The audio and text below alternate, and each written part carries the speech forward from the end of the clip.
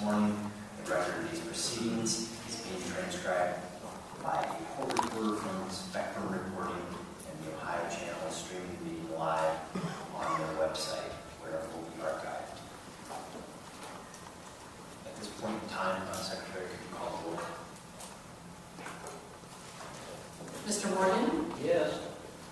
Senator Faber? Good morning. Mr. Strayhorn? Here. Mr. Griffin? Here. Secretary Husted? Here. The purpose of the meeting today is fairly straightforward. The sole purpose of today's ballot board meeting is to implement the Ohio Supreme Court's order issued late yesterday regarding the ballot language for issue 2. If there are any concerns about the timeliness of the meeting, we check with the Ohio Attorney General to make sure that we were in full compliance with all Ohio laws in terms of the timeliness of the meeting. We can make that opinion available to any members if they're interested in it. After reviewing the court's decision, the staff put together language that you will see before you. Extra copies are available for the public at the front table. And in short order, Secretary Schuster will be briefly discussing what the court ordered the ballot board to do. I want to also state that one of the I shouldn't say unknown, because it's very known by the people that are in charge of this. We are already 2 days late in terms of our cutoff to get to the language that we needed in the ballot descriptions to the local boards of elections to comply with the Help America Vote Act and our federal requirements to transmit ballots to UOCOP voters, which needs to occur 45 days before the election.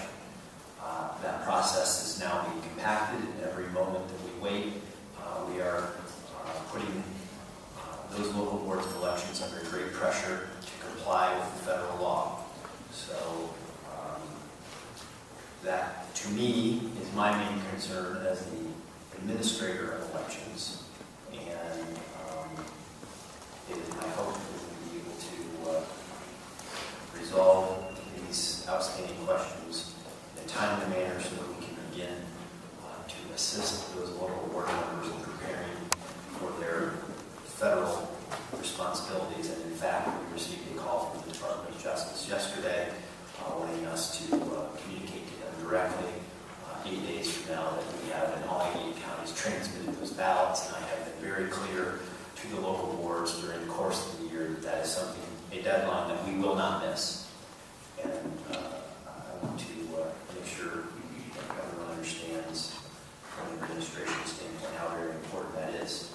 At this point in time, I would like to ask Secretary Schuster to discuss the court ruling and a recommendation for how we proceed today. The court ordered the ballot board to address 3 changes to the ballot language for issue 2. 1, add who selects the commission members. 2, add the criteria used by the commission to adopt new legislative districts. And 3, add that funding must be necessary to adequately fund the commission. Thank you, Secretary Schuster. Senator Faber, would you care to take a moment to explain the language? Thank you, Mr. Secretary. Looking at the staff proposal and looking at the 3 issues that the court has mandated that we act on, it appears that there are 3 very distinctly areas that the court wants us to act on. And the first is it wants us to describe the methodology for selecting the members of the commission and how the members are going to be selected. And reading the opinion very carefully, it appears the staff nor I were able to find very concise language in the court's opinion on how to do that. So the proposal here with regard to this topic is to adopt verbatim from the constitutional proposal their amendment language in paragraphs with regard to the selection process for members. And I think if you look on the staff proposal, A, B, C, D, and E, take directly from the amendment exactly what is required in that area. And then F is an addition to clarify that members cannot be removed. And I think that goes directly to the discussion we had with Mr. Tye at the last board meeting, and it is also consistent with that area. And if you look at the proposed constitutional language presented by the individuals who presented that, you will see that these track verbatim, I believe, from the staff proposal, paragraphs 3, 4, 5, 6, and 7 verbatim. Now, one would argue maybe we should also include paragraphs 8, 9, and 10. And while that may be certainly an argument that could be made, you would arguably pick up all of this concept in what was existing paragraph 2, but new paragraph 3, where it says essentially after this passes, you will do the process that normally occurs after the census immediately. And that picks up that basically, which is what is included in paragraph 8, 9, and 10. Paragraph 9 and 10, I'm sorry, paragraph 8. Paragraph 9 is what happens regarding the same thing. And paragraph 10 deals with the members' appointee replacements, which frankly you could include, but it is probably unnecessary because it doesn't deal with the direct selection of the commission members. It deals with what happens if there's a vacancy. And the number 12 would also be arguably excess and not, I don't think, as material to the point. Again, trying to balance two competing factors. One, to make sure that there are no omissions, because that seemed to be something the Supreme Court was very concerned about in these 3 areas. And two, the competing factor that if this gets too long, it will increase the cost, not only of printing ballots, but also to all Ohioans who are trying to return an absentee ballot, because you're going to have to fix more postage to the input. So those are valid concerns there. The next area of concern by the court was the direct issue with regard to standards. Now, the court did do something here in its opinion that it did not do in the other area. It did not give good summary language in its opinion. I believe if you look at the opinion, the court specifically talks about, in its opinion, what the summary language for the standards should be. And if you go to page, I believe it's,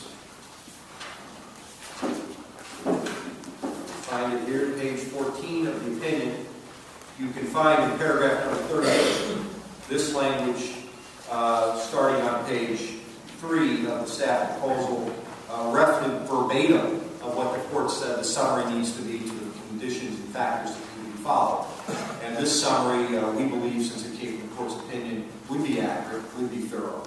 The only thing you needed to do to fully address the rest of the court's opinion is you need to set up what areas are being changed. And the court, in its changes, recognizes that the constitutional amendment is repealing current section 7 and 8 of the Constitution, section 11. And if you look at that on the proposal, they are repealing Article 11, Section 7 and Article 11, Section 8. And that is what is captioned in the first few lines of paragraph 4, where it says it repeals the current constitutional requirements. So you are giving the voters or the people who are reading this that information that this is what's being repealed, and using the Supreme Court's language as to what's being replaced, and the Commission to adopt a plan that complies with all applicable federal and state constitutional provisions, federal statutory provisions, and contiguity requirements, and that most closely meets the factors of community preservation, competitiveness, representational fairness, and compactness. The Commission would also be required not to draw or adopt a plan with the intent to favor or disfavor the party incumbent candidate. And as I said, that is verbatim directly out of the language directly out of paragraph 38 of the court's opinion. The last thing the court told us to do was, with regard to the funding issues, to use verbatim the language in the constitutional amendment with the modifying clauses about the General Assembly mandate to fund, and that is picked up in paragraph 5, I believe, of the staff opinion, staff recommendation, where it says, mandate the General Assembly to appropriate all funds, and the words that are added, necessary to adequately fund the activities of the Commission, including. And this is the language that is out of the rest. Now, there may be arguments that other changes should be made.